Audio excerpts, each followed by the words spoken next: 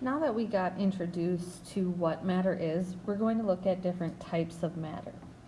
So the most basic piece of matter is an element. This is a pure substance that cannot be separated into any other substances. There are 92 naturally occurring elements.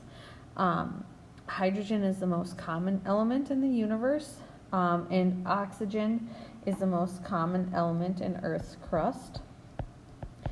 On the periodic table, you might see that there's about 118 elements listed. And so the remaining elements have been created by scientists. And so some major elements that we'll be dealing with: helium, carbon, neon, and iron.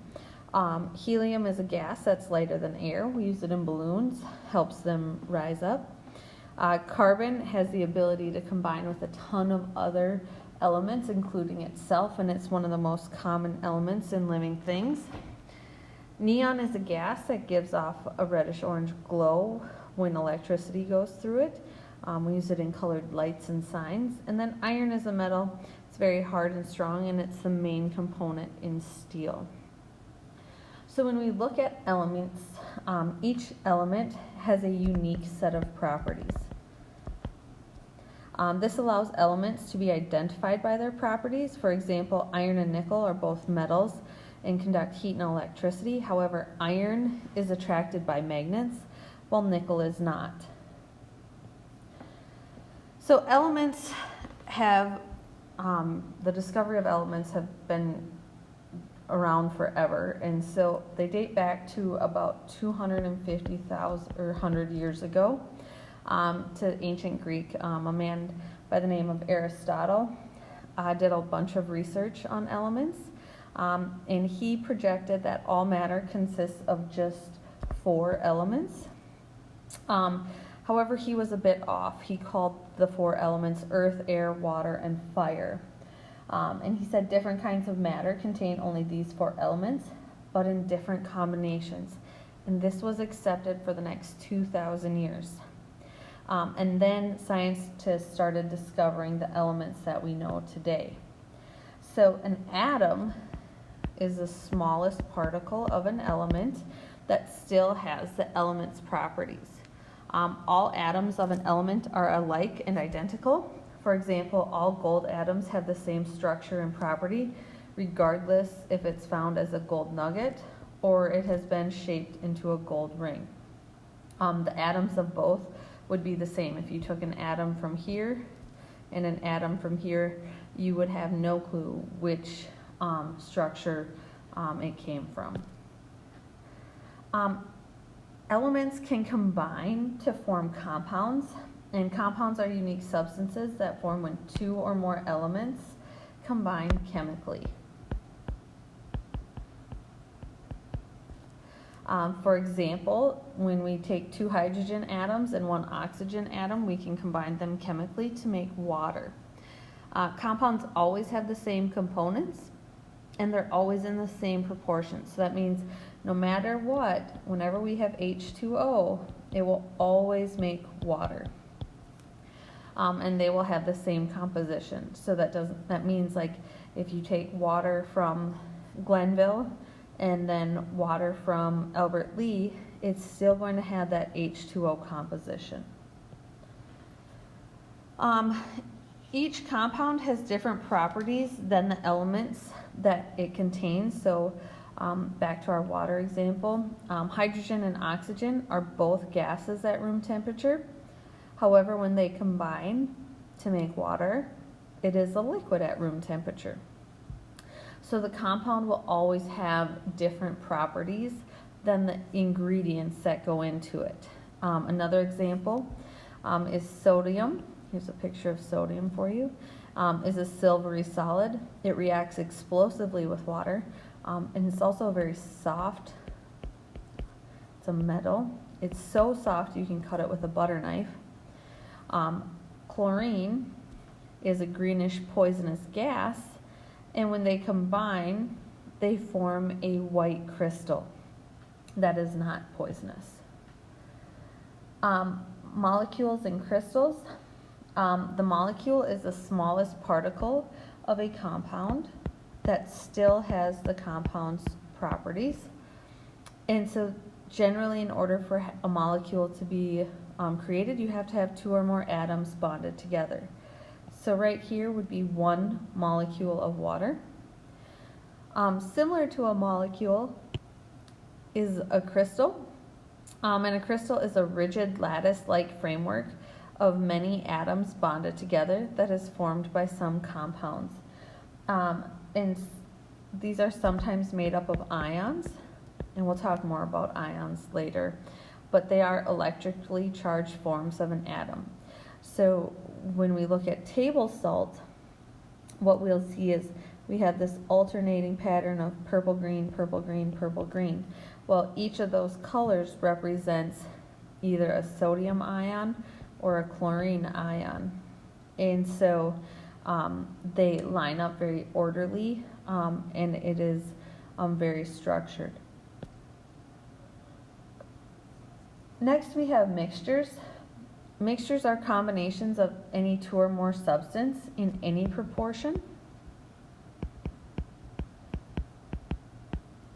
The substances in the mixtures could be elements or compounds, but the big difference here is that they do not chemically combine.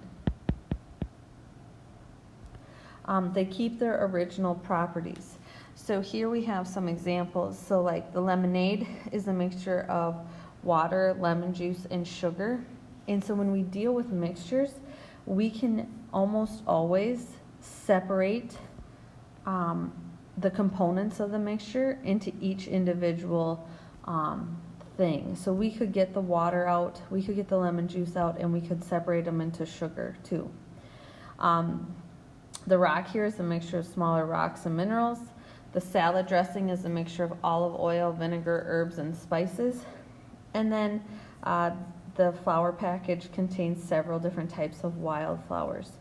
A lot of times with mixtures, you could physically pick out what you wanted to. You could separate out things that you didn't want.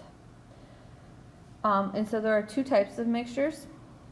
We have homogeneous mixtures, and these are mixtures with the same composition throughout.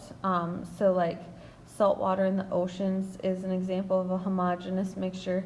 And with homogeneous mixtures, you often cannot see the various components.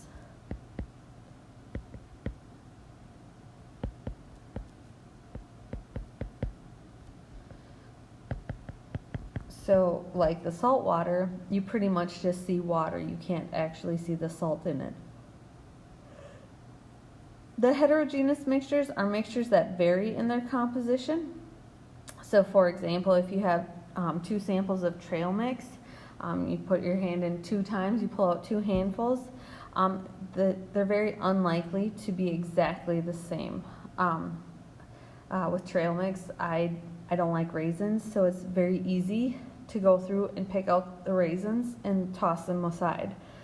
So a homogeneous mixture, you're not going to be able to do that.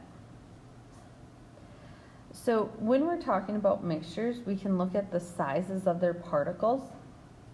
And a solution is an example of a homogeneous mixture in which the particles are too small to reflect light and too small to settle out or be filtered out of the mixture. So you really don't even know that they're there. And that would be your salt water. A suspension is a heterogeneous mixture in which particles are large enough to reflect light and to settle out or be filtered out through the mixture.